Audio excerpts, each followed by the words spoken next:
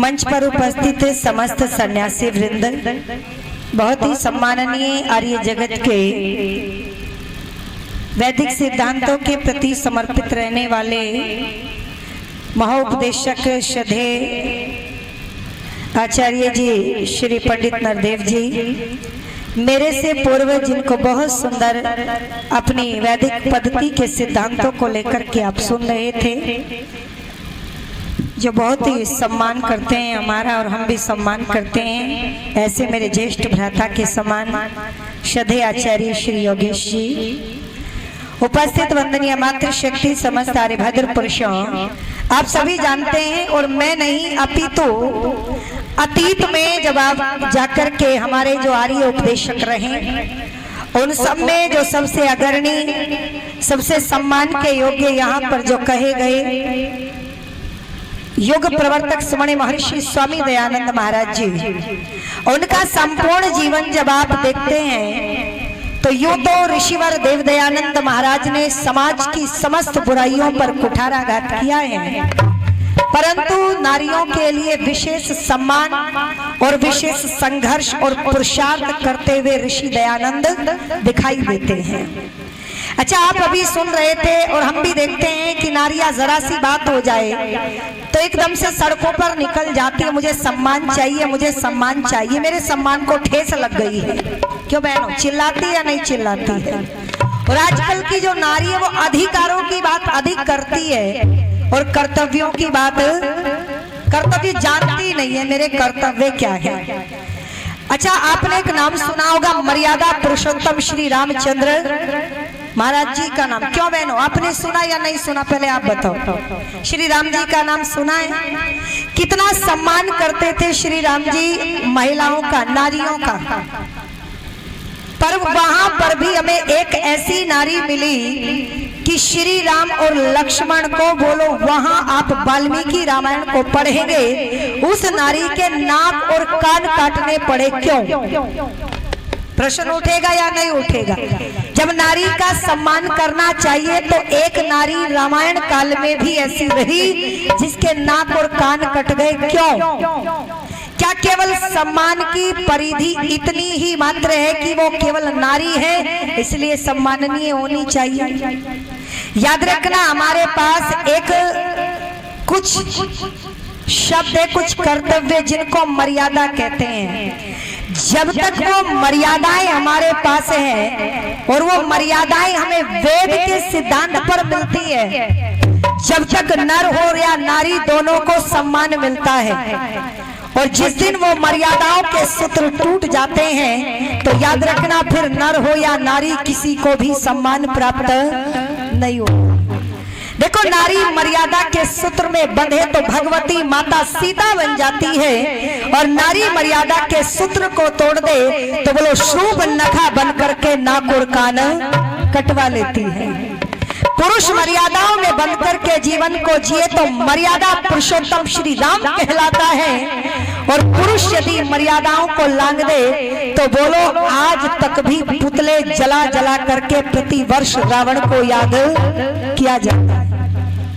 ये केवल मर्यादा का खेल है, ये कर्तव्य का खेल है। जिसने अपने कर्तव्यों को ईमानदारी से निभाया वो हमेशा आज भी संसार में सम्मान के पात्र हैं, और जिन्होंने अपने कर्तव्यों को मर्यादाओं के साथ नहीं निभाया, याद रखना उनको ना पहले सम्मान मिला है और ना वर्तमान में सम्मान मिलता है। इसलिए आज के बाद ये आलाप नहीं आप रागेंगे कि मैं पुरुष हूं तो इसलिए सम्मान मिले, या मैं नारी हूं तो मुझे इसलिए सम्मान मिलना चाहिए। हमारे घरों में एक झाड़ू होती है। क्यों बहनों, झाड़ू देखी या नहीं देखी? देखी है ना? झाड़ू जब तक मर्यादा के सूत्र में बंधी रहती है तो कचरा साफ करती है साहब, और जब झाड़ू का मर्यादा का सूत्र टूट जाता है तो बोलो तिल्लियां बिखर करके अपने आप ही कचरा बन जाती है। तो अभी ये डिसाइड आपको करना है कि आपको कचरा बनना है या कचरे को साफ करना है। ये फैसला आपका है और याद रखना मेरी माताओं, यदि सम्मान चाहिए तो आपके जीवन में सबसे बड़ा कर्तव्य जो विवाह संस्कार के समय पर भी सप्तपदी के वचन में भी आपको याद दिलाया जाता है। दोनों मिलकर के पति और पत्नी कहते हैं जब पांचवा पग उठाते हैं कि मैं उत्तम संतान का निर्माण करूंगा।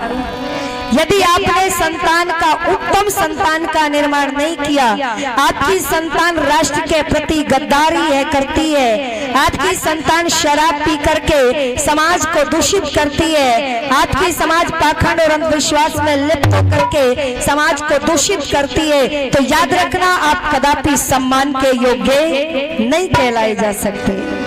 इसीलिए का सम्मान पाना है तो क्या करना, बहुत सुंदर शब्दों में कह दिया। और क्या कहा, थोड़ा सा ट्रेबल डालो भाई, थोड़ा हल्का बेस कम करो, इतनी भारी आवाज नहीं है जितनी तुमने दिखा रखी है, हाँ बेस कम करो थोड़ा। और कहा कि अरे बहना 16 संस्कार कराओ, बच्चों को देव बनाओ, आस्था पूरी दिखलाओ देश में।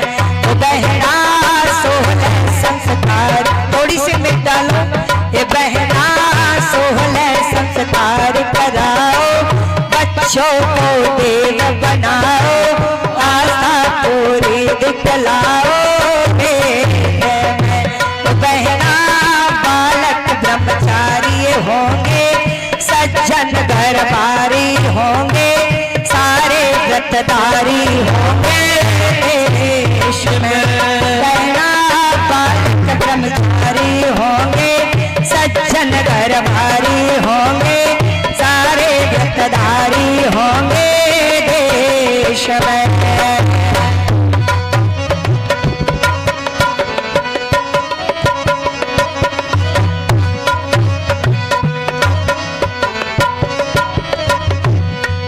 और क्या करना, वेद धर्म का जिसको जान है, वेद धर्म का जिसको जान है, ईश्वर का करती मन में ध्यान है, ईश्वर का करती मन में ध्यान है। बहना हो के पतिव्रता माता, बालक तब सिंह कहता, होके पतिव्रता माता, पिता धार्मिक बन जाता, बालक नरसिंह कहता देश में। ओ बहना 16 संस्कार करो, बच्चे को देव बनाओ, आस्था पूरी दिखलाओ।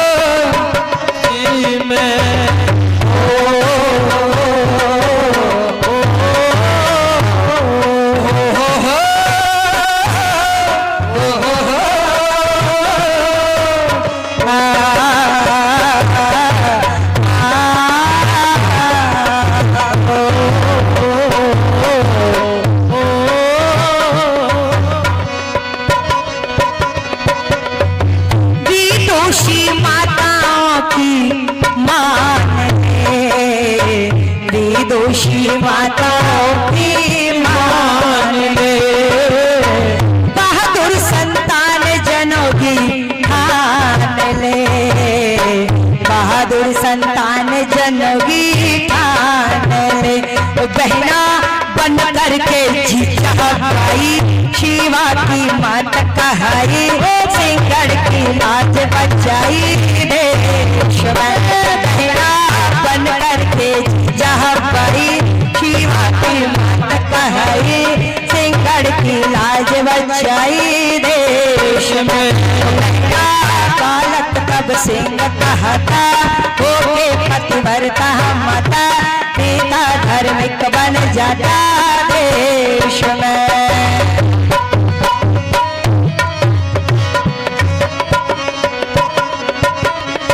और क्या करना हो मेरी बहनों, आपका कर्तव्य जिसका पालन करने के बाद सम्मान की प्राप्ति होती है।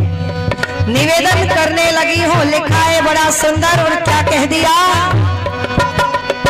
मानव से दानव से देव जमाना,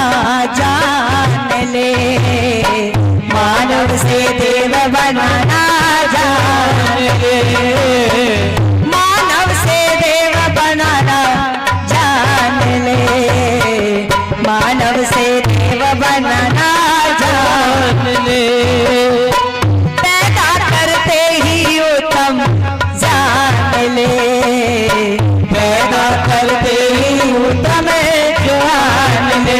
बहना जीवा पर ओम लिखाना, गौ माता दूध पिलाना, जीवा पर ओम लिखाना, गौ माता दूध पिलाना, गौ माता दूध पिलाना, बल और बुद्धि को बढ़ाना देश में। बहना सोल संसार कर रहो, बच्चे को देव बनाओ, आशा पूरी दिखलाओ देश में।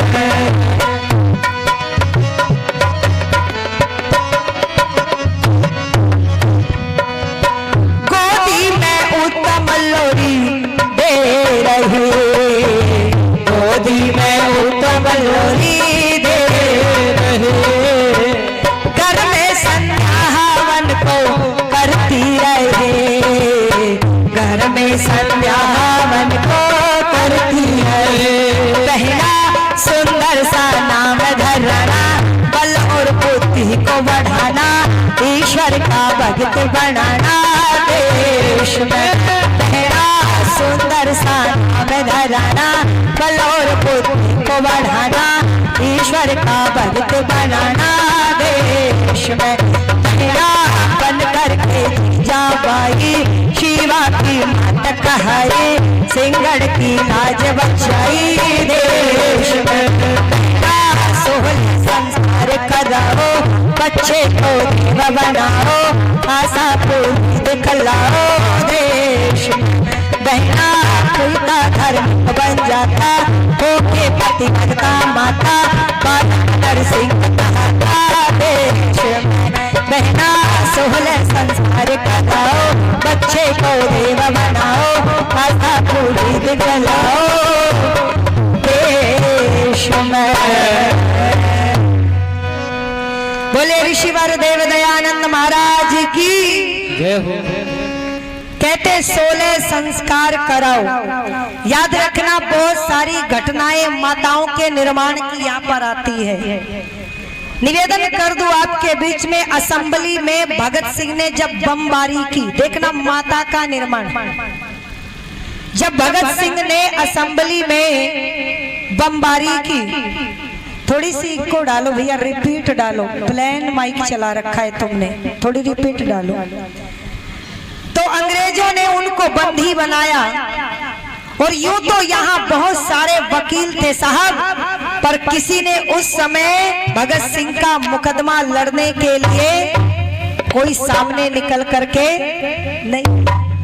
सबसे पहले तो बैरिस्टर की पढ़ाई, वकालत की पढ़ाई हमारे गांधी जी ने ही कर रखी थी, पर बोलो उन्होंने वकालत नहीं की। खैर वो एक अलग विषय हो जाएगा। मैं तो माताओं के निर्माण की चर्चा करना चाहती हूँ। निवेदन कर दो, एक षड्यंत्र के तहत, क्योंकि भगत सिंह, सुखदेव, राजगुरु, चंद्रशेखर आजाद, राजेंद्र सिंह लाहिड़ी, नेताजी सुभाष चंद्र बोस, लाला लाजपत राय और महर्षि स्वामी दयानंद से प्रेरित होकर के जो युवा उस समय जागृत अवस्था में तैयार हो रहे थे, तो याद रखना कुछ गद्दारों को और कुछ अंग्रेजों को भय था कि अब हमारी यहाँ पर जड़ें ज्यादा दिन तक जमने वाली नहीं। तो षड्यंत्र के तहत बोलो, जो भगत सिंह, सुखदेव, राजगुरु तीनों को मिलकर के फांसी की सजा मुकर्रर कर दी। 24 मार्च सन 1931 प्रातःकाल का समय, 3 मार्च का दिन था। माँ विद्यावती अपने बेटे भगत सिंह से मिलने के लिए गई। आप ध्यान से सुनना एक बात, कैसी होती थी माता। 6 फुट का नौजवान भगत सिंह 5 फुट की कोठरी में बंद है, ठीक से खड़ा नहीं हो पा रहा है। मार्च के महीने में कंबल ओढ़ करके माँ से मिलने के लिए आया। पैरों में बेड़ियां हैं, हाथों में हथकड़ियां हैं। माँ ने पूछा, अरे भगत, इतनी तो सर्दी भी नहीं है, तुमने कंबल क्यों ओढ़ा है? तो कंबल को उतार करके जब भगत ने अपनी माँ को दिखाया, तो यारियों भगत सिंह के शरीर पर कोड़ों से रक्त के निशान पड़े हुए थे। कोई निशान लाल था तो कोई नीला पड़ा हुआ था, कोई जख्म ताजा था तो कोई सूख चुका था। जब मां ने देखा तो आंखों से आंसू निकल पड़े और विद्यावती कहती है, अरे मेरे भगत, इतनी यातनाएं, पर खाने के लिए क्या मिलता है? एक रोटी का टुकड़ा जो कंबल के कोने में बंधा हुआ था निकाल करके माँ को दिया। खोल करके माँ ने जब उसे चखा तो मेरी बहनों सुन लेना, उसमें राख मिला हुआ था, उसमें सीमेंट मिला हुआ था। संसार के वो सारे दूषित पदार्थ उस आटे में मिक्स करके रोटियां बना करके क्रांतिकारियों को खिलाई जाती थी। माँ के मुंह से निकल पड़ा, भगत ये रोटी मिलती है? अरे कैसे पेट भरता होगा मेरे लाल? भगत कहता है, माँ मेहमान थोड़ा ही है, अतिथि थोड़ा ही है। अरे बगावत की है अंग्रेजों से, और जानते थे कि जब बगावत होगी और आमना सामना होगा तो केवल यातनाएं मिलेगी। हम तैयार हैं पहले से। परंतु भगत सिंह की माँ की आंखों में आंसू छलक रहे हैं। भगत कहता है, माँ तू क्यों रो रही है? माँ विद्यावती के मन में विचार आया, कहीं मेरा भगत इतनी यातनाओं को देख करके टूट ना जाए।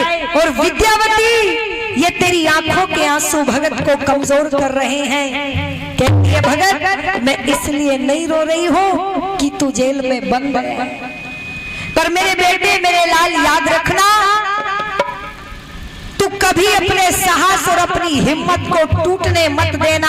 भगत कहता है, माँ मैं दादा अर्जुन सिंह का पोता हूँ, मैं किशन सिंह का बेटा हूँ और मेरा यज्ञोपवीत संस्कार हुआ है, कभी भगत सिंह टूटने वाला नहीं।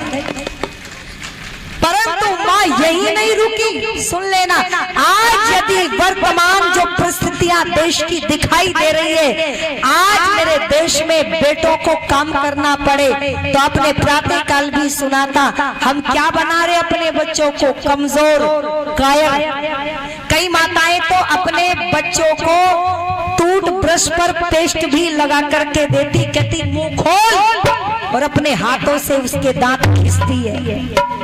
12 साल का 14 साल का बेटा हो गया, बोली मुंह खोल, अपने हाथों से रोटी खिलाती है। 8 बज गए, सो करके नहीं उठा। और ये जो इधर वाले बैठे हैं ना पिता, यदि ये एक बार कह दे, अरे 8 बज गए उठ जा, तो इधर वाली कहती है सोने दो, क्यों मेरे बेटे के पीछे पड़े रहते हो? आपको क्या लगता है ये माँ संसार में अपने बेटे को सबसे अधिक प्यार करती है? क्या बहनों? हाँ, दादी जानती है मेरी, ये बिगाड़ रही है, ये इतना कायर बना रहे। विचार करो, महाराज दशरथ की संतान, चक्रवर्ती सम्राट की संतान, आपसे ज्यादा सुख सुविधाएं, आपसे ज्यादा धन और दौलत महाराज दशरथ के पास था, फिर भी उनका बेटा 14 साल वनों में व्यतीत कर गया। आपका बच्चा 14 सेकंड आज तपस्या करने के लिए तैयार नहीं। आज यदि घरों में मेहमान आ जाए, अच्छा ईमानदारी से बताओ, ये जो बुजुर्ग बैठे इनको पता है, जब पहले घरों में अतिथि आते थे तो सबसे बढ़िया कमरा और सबसे बढ़िया चारपाई, सबसे बढ़िया कपड़े अतिथियों को दिए जाते थे। क्यों बाबूजी? देते थे ना। और आज अपनी सुविधाओं को हम एक रात के लिए भी छोड़ना नहीं चाहते। हम आज सबसे हल्के कपड़े, सबसे घटिया चारपाई और सबसे जो स्थान सोने योग्य नहीं, वहां अपने अतिथियों को डाल देते हैं, और जहां अपने आप रोज सोते हैं, बोलो वहीं पर अपने आप रोज सोते। क्यों? क्योंकि अब हमें तप करने की सामर्थ्य नहीं रही। पर माँ विद्यावती अपने बेटे को तपस्वी बना रही थी। ये एक दिन का काम नहीं है। ये मत सोचना कि बेटे को भोजन खिला करके, बेटे को हाथों से कपड़े पहना करके, अरे बेटे के सारे कार्यों को अपने आप करके मैं इसका लाड कर रही हूँ, मैं प्यार कर रही हूँ ना। आज मेरी माताएं इन बच्चों को कायर बना रही है। पुरुषार्थ की क्षमता को छीन रही है। माँ विद्यावती अपने बेटे को तंग हालातों में देख करके कहती है, भगत सिंह घबराना नहीं मेरे बेटे, इस 5 फुट की कोठरी को देख करके टूट मत जाना। ये हथकड़ियां मोटी मोटी हाथों में पड़ी है, तू डर मत जाना। इन बेड़ियों को देख करके भयभीत मत हो जाना, और इस रोटी को देख करके घबराना नहीं। और कहती है ये जवानी है बेटे, और जवानी तो राष्ट्र और धर्म के लिए होती है, क्योंकि 3 काम रण भक्ति और दान करे जवान, ये जवानों का काम होता है। और कह रही है क्या, थोड़ी सी को डाल देना भैया, और हारमोनियम में आवाज कि अरे सो बड़े मुसीबत बेटा, उम्र जवान में, और के भगत सिंह कर जी घबरा जा तेरा बंद मकान में, भगत सिंह कर जी घबरा तेरा बंद मकान में। धन्यवाद, हमारे बाबूजी 100 रुपए देकर के सम्मान करते हैं, आपका धन्यवाद। सो बड़े मुसीबत बेटा उम्र जवान में, भगत सिंह कर जी घबरा तेरा बंद मकान में, भगत सिंह कर जी घबरा तेरा बंद मकान में। जय हिंद जय हिंद जय जय, जय हिंद जय हिंद जय जय, जय भारत जय जय जय, जय भारत जय जय जय, जय भारत जय जय जय, जय भारत जय जय। भगत सिंह कर जी घबरा जा तेरा बंद मकान में। और माँ अपने बच्चे को किस हालात में प्रेरित कर रही है। वो मेरी बहनों, ये होती थी वो नारी जिसे सम्मान मिलता था, और क्या कहा,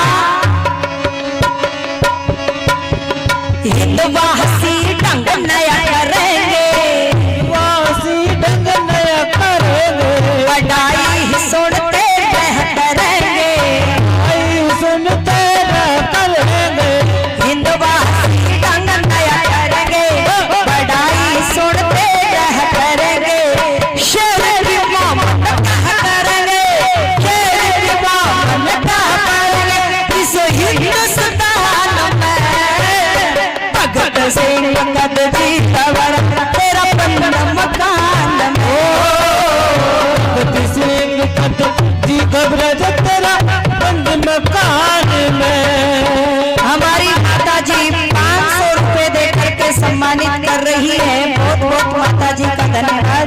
धन्यवाद भाई का, थोड़ी सी आवाज ढोलक की बढ़वाओ मुकेश। धन्यवाद हमारी बहन का। और कहती है मेरे लाला तुम्हारे गीत गाए जाएंगे तुम सुना करो, जैसे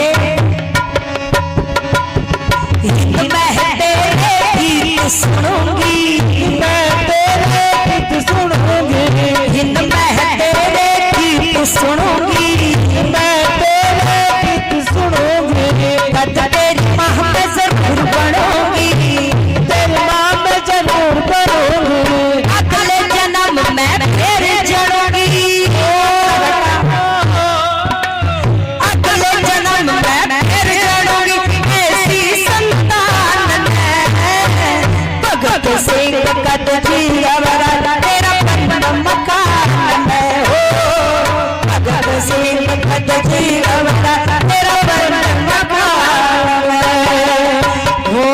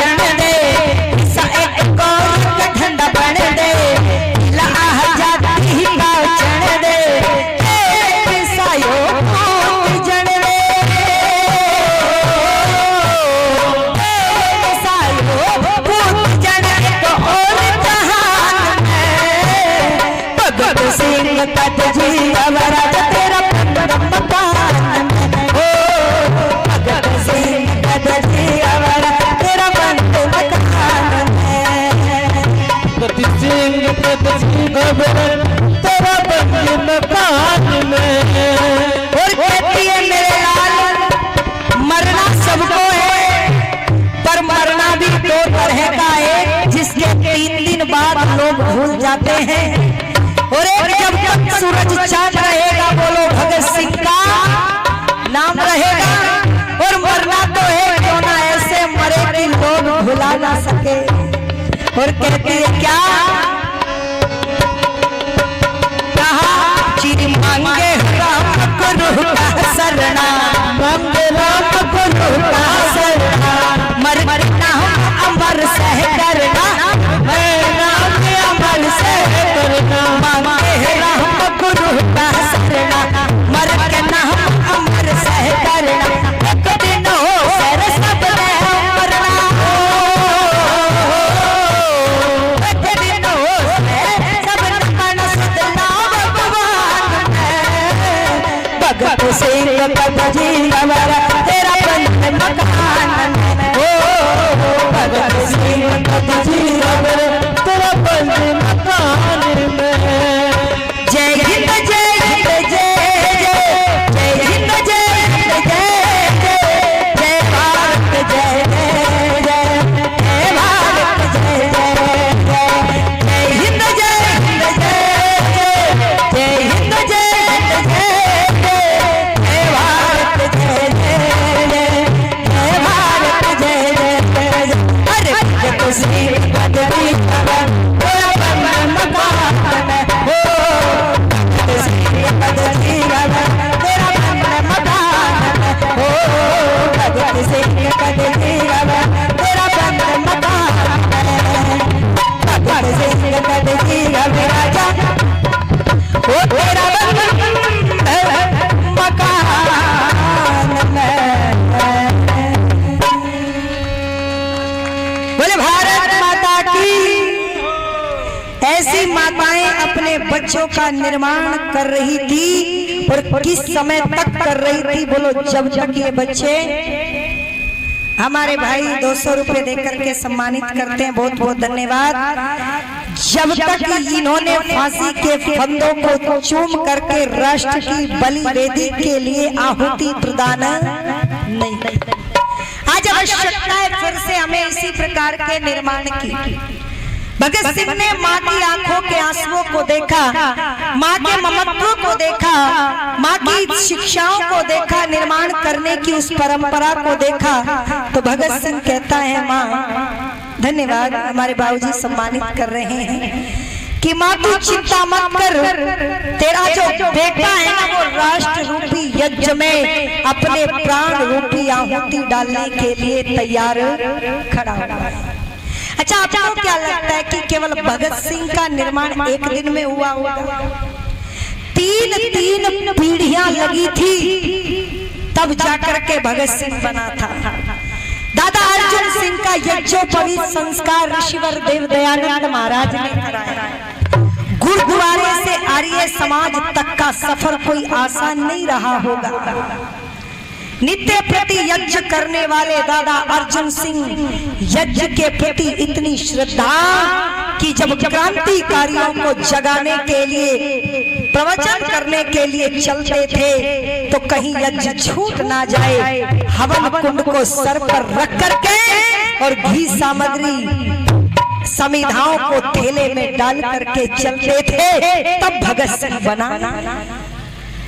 और चाचा अजीत सिंह 36 वर्षों तक विदेशी धरती पर जाकर के भारत की आजादी के लिए क्रांतिकारियों को इकट्ठा करता है 36 वर्षों तक। और जानती हो बहनों 36 वर्षों तक अजीत सिंह की पत्नी हरनाम कौर ससुराल में बैठी हुई पति का इंतजार करती रही। 36 वर्षों तक उस महिला ने अपने पति के ना होने के बाद भी अपने पति से रिश्ता समाप्त नहीं किया, तब बनता था भगत सिंह। आज तो यदि लड़के शहर में नौकरी करते हो ना तो बहुएं साहब ससुराल में नहीं रहते। कहती तुम्हारी माँ से तुम्हारे बाप से शादी नहीं हुई, तुमसे हुई थी, जहाँ तुम रहोगे वहीं मैं रहूं। और यदि बेटा कंडीशन में नहीं है ले जाने की तो कहते हैं ठीक है, जब तक तुम बाहर रहोगे मैं अपने मायके में रहूंगी और जब तुम आ जाओगे तो मुझे भी ले आना। तो बोलो इनके घरों में भगत सिंह पैदा होंगे?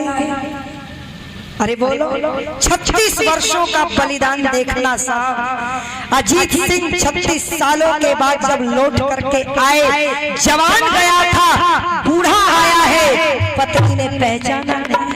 वीडियो कॉल थोड़ी थी, फोन थोड़े। पत्नी से पति ने कहा, अरे हरनाम एक बार शीशे में अपने आप को तो देख, तू भी बदल गई है। 36 वर्षों तक हरनाम कौर ने शीशा नहीं देखा था।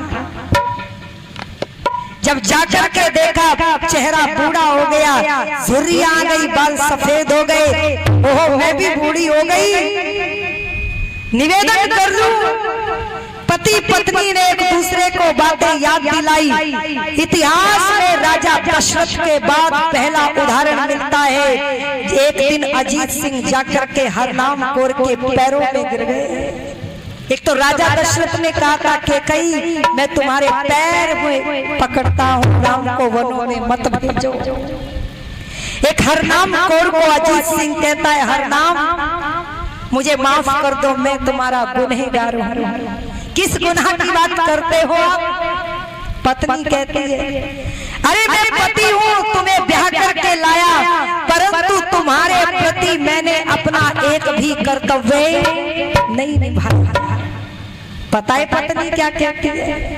पत्नी ने ये नहीं कहा मेरी किस्मत फूटी हुई थी, तुम पल्ले पड़ गए थे। पत्नी ने कहा, अरे मेरी सुरक्षा के लिए तो पूरा परिवार था, पर जो काम तुम मातृभूमि के लिए कर रहे थे वो मेरी देखरेख से कहीं अधिक बढ़कर के था, इसलिए मुझे अपने मन में जरा भी मैल आपके प्रति नहीं है। निवेदन कर दूं, ये भी मेरे देश की नारी, इनको सम्मान मिलता है, मिलता रहेगा। ये महिलाओं की तरफ से तालियां नहीं बज रही है, जोर से ताली हाथ उठा के बजाओ। हाँ ऐसे। निवेदन कर दूं आपके बीच में, जरा सुनिएगा। अजीत सिंह कहता है, नहीं हरनाम कौर कहो एक बार कि मैंने तुम्हें माफ कर दिया। मुस्कुरा करके कहती है, चलो माफ कर दिया, आप तो खुश हो ना। निवेदन कर दूं, अपनी पत्नी की गोद में ऐसे सर रखा अजीत सिंह ने जैसे माँ की गोद में पुत्र का सर होता है, और पत्नी ने माँ के रूप में उस सर को सहलाना प्रारंभ किया। कुछ देर के बाद पत्नी की गोद में सर रखे रखे अजीत सिंह के प्राण निकल गए। ये था मेरे देश में भगत सिंह का परिवार, देश के प्रति समर्पण, राष्ट्र के प्रति समर्पण। आज हम भगत सिंह तो चाहते हैं, परंतु दूसरों के परिवारों में चाहते हैं, अपने घरों में नहीं चाहते। भगत सिंह कहता है, माँ तू चिंता मत कर, और कहता है क्या तो सुनेगा। कह रहा है भगत अपनी माँ विद्यावती को, और क्या कहता है, हो तैयार खड़ा तेरा बेटा,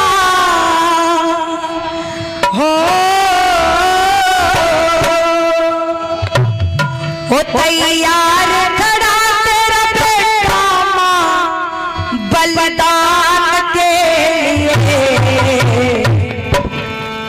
अब सब कुछ जीना पर हिंदुस्तान के लिए, अब सब कुछ जीना पर हिंदुस्तान के लिए। तैयार खड़ा तेरा बेटा,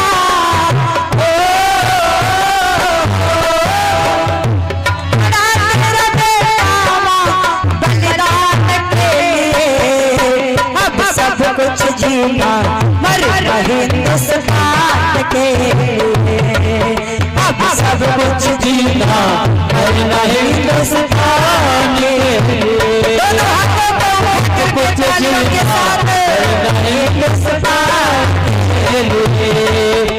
तैयार खड़ा तेरा बेटा, तैयार खड़ा बेटा बलिदान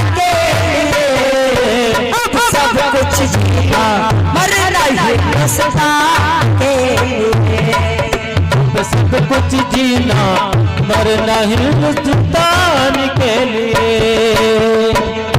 वो कहता है मनुष्य तो करके जान क्यों इस ऋषियों की भूमि पर करते हैं राज विदेशी। सत्यों की भूमि पर करते हैं राज विदेशी। ऋषि दयानंद कह गए हैं अच्छा हो राज स्वदेशी। ऋषि दयानंद कह गए हैं अच्छा हो राज स्वदेशी। जगे नहीं यहाँ कोई हो, जगे नहीं यहाँ कोई शैतान के लिए। अब सब कुछ जीना मरना हिंदुस्तान के लिए। अब सब कुछ जीना मरना हिंदुस्तान के लिए। अब सब कुछ जीना मरना हिंदुस्तान के लिए। और कहता है डर नहीं है मौत का, मौत तो दुल्हन है मेरी। शादी करूं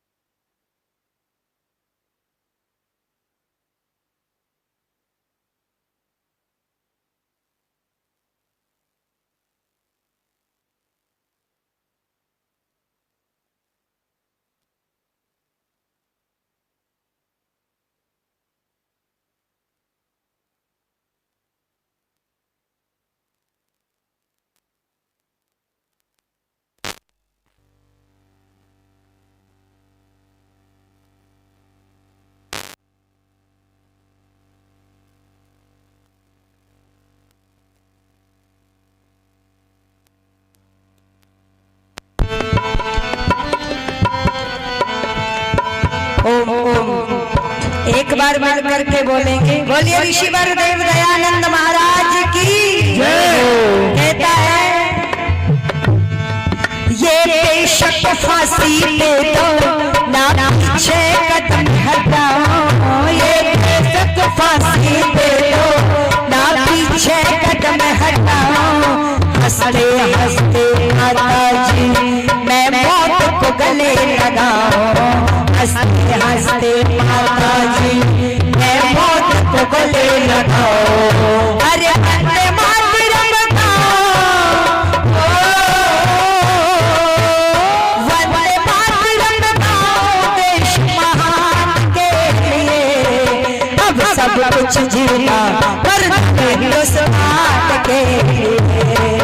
अब सब कुछ जीना मरना हिंदुस्तान के लिए। अब सब कुछ जीना मरना हिंदुस्तान के लिए। और कहता है मेरा एक काम कर देना माँ, बस एक काम कर देना जो मेरे मन की चाह है। बस एक काम कर देना जो मेरे मन की चाह है। बस जब रक्ष मेरी ले जावे ना आँख में आंसू आवे। जब लाश मेरी ले जावे ना आँख में आंसू आवे। मेरी चाची ताई बुलवाइए,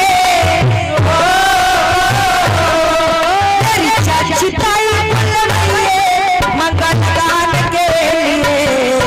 अब सब कुछ जीना मरना हिंदुस्तान के लिए। अब सब कुछ जीना मरना हिंदुस्तान के लिए। तैयार करा करा बेटा हो, करा करा बेटा बलिदान के लिए। अब सब कुछ जीना मरना हिंदुस्तान के लिए। अब सब कुछ जीना मरना हिंदुस्तान के लिए। और माँ तेरा भगत फांसी के फंदे पर चढ़ रहा है तो किसी पर एहसान नहीं जताना। ये नहीं कहना मैंने अपने बेटे का बलिदान दिया इस देश के लिए। ये देश हमारा है, ये मातृभूमि हमारी है, इसलिए इसकी सुरक्षा का कर्तव्य भी हमारा ही बनता है। और सुनना मेरी बहन क्या कह रहा है। एहसान किसी के ऊपर बिल्कुल नहीं जताना, एहसान किसी के ऊपर बिल्कुल नहीं जताना। धर्म यही कहता है माँ देश पे ही मर जाना, अरे धर्म यही कहता है माँ देश पे ही मर जाना। राम निवास का गाना, ओ राम निवास का गाना हो भगवान के लिए। अब सब कुछ जीना मर मर हिंदुस्तान के लिए, अब सब कुछ जीना मर नहीं हिंदुस्तान के लिए। तैयारी करा तेरा बेटा, तैयारी करा तेरा बेटा बलिदान के लिए। अब सब कुछ जीना मर नहीं हिंदुस्तान के लिए, अब सब कुछ जीना मर नहीं हिंदुस्तान के लिए, अब सब कुछ जीना मर नहीं हिंदुस्तान के लिए, अब सब कुछ जीना मर नहीं हिंदुस्तान के लिए। माँ ने बेटे का निर्माण किया, समझाया तो बेटे ने कहा मैं तैयार हूँ, ये मेरा कर्तव्य है। बस एक गीत कह करके फिर समय समाप्त हो जाएगा। अपनी बहनों से जुड़ना चाहूंगी। आप एक बात बताओ, आजकल जो सोशल मीडिया है उस पर आप देखते हो कि एक रसोई में काम करती महिला की फोटो डाल करके ऊपर लिखा जाता है मेरे हिस्से में रविवार नहीं आता, लिखा जाता है ना। और आजकल माताओं से यदि पूछे, कई घरों में हम जाते हैं और आपस में जब सास बहू में नहीं बनती और बहू से भी हमारी तो बात होती है, सास से भी होती है, तो बहू कहती है मैं तो इस घर की नौकरानी हूँ, नौकरों की तरह काम करते रहो। और इससे अच्छा इतना काम तो यदि मैं कहीं बाहर जाकर के करती तो अब तक मैं करोड़ों की मालकिन होती। एक दिन मैंने फेसबुक पर एक पोस्ट देखी, बोली जितने कपड़े में इनके धोती हूँ ना इन लोगों के घरों में रहने वालों के, अगर मैं इतने कपड़े बाहर जाकर के धोती तो मैं अब तक करोड़पति बन गई होती। अच्छा विचार करो आपको क्या ये बातें सही लगती है, अच्छी लगती है?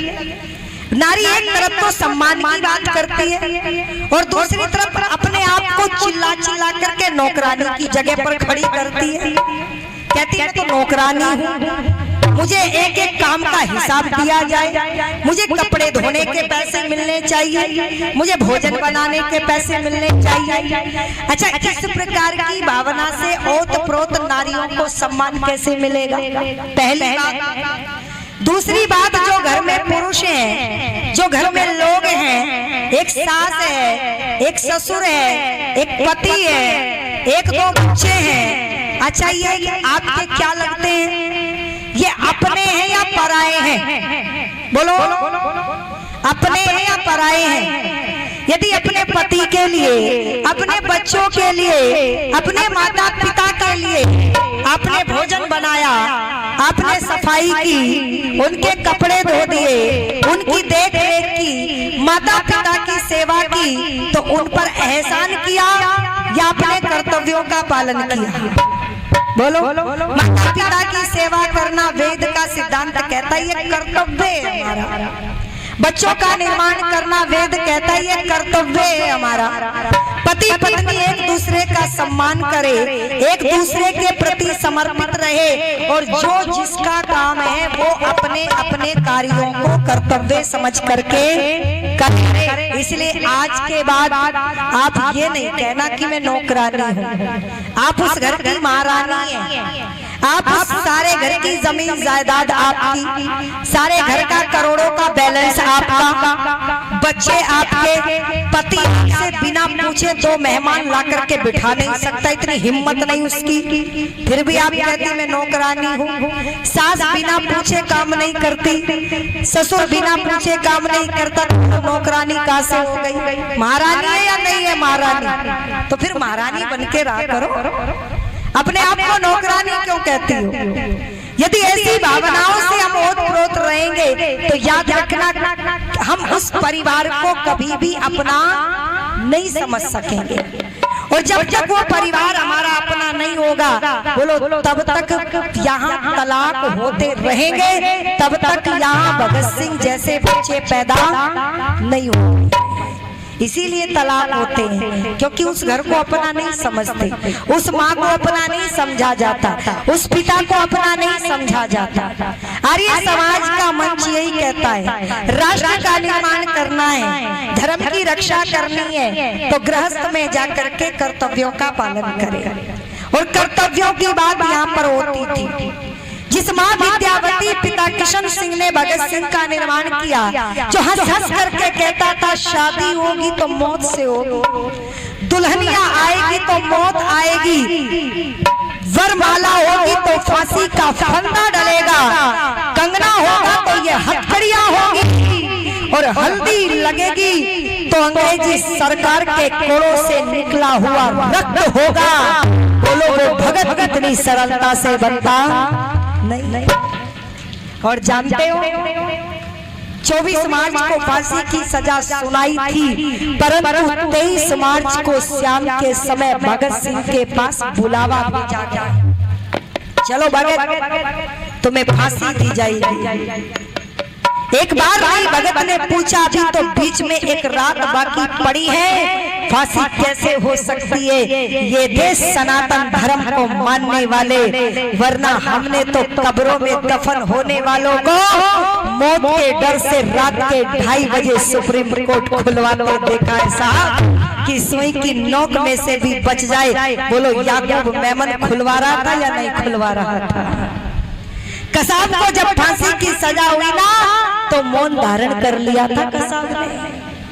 अरे मौत को देख करके जिनके बाल एक रात में सफेद हो गए थे, और ये भगत है, जब फांसी की बात सुनी तो मुस्कुराता है, हंसता है, और तीनों ऐसे जा रहे हैं जैसे मानो कोई दुल्हा अपनी दुल्हन को लेने के लिए जा रहा है। उमंग थी, वो चेहरे पर तेज था, वो मुस्कुराहट होठों पर थी, और कह रहा था जरा बोल देना ये अंतिम गीत। वो भगत सुखदेव राजगुरु कहते हुए चले जा रहे थे, जिनका मौत भी सामना करके खुद रो पड़े। वो कह रहे थे क्या? ओ मेरा रंग दे बसंती चोला, मेरा रंग दे बसंती चोला, मेरा रंग दे बसंती चोला, मेरा रंग दे बसंती चोला, ओ आज रंग दे, मेरा रंग दे, मेरा रंग दे बसंती चोला, मेरा रंग दे बसंती चोला, मेरा रंग दे बसंती चोला, बसंती चोला, मेरा रंग दे बसंती चोला। थोड़ी सी हारमोनियम बढ़ाओ। और भगत कहता है क्या? आजादी को चली बिहाने दीवानों की टोलियां, आजादी को चली बिहाने दीवानों की टोलियां, उनसे अपने बिखरेंगे हमारे निकल की बोलियां, उनसे अपने बिखरेंगे हमारे निकल की बोलियां, हम वापस लेकर लौटेंगे आजादी का डोला, मेरा रंग दे, रंग दे बसंती चोला, मेरा रंग दे बसंती चोला, मेरा रंग दे बसंती चोला, मेरा रंग दे बसंती चोला।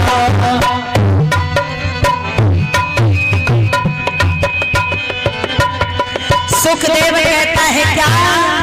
अरे सपने में देखा था जिसको, आज वही दिन आया है, सपने में देखा था जिसको, आज वही दिन आया है, सूली के उस पार खड़ी माता ने हमें बुलाया है, सूली के उस पार खड़ी माता ने हमें बुलाया है,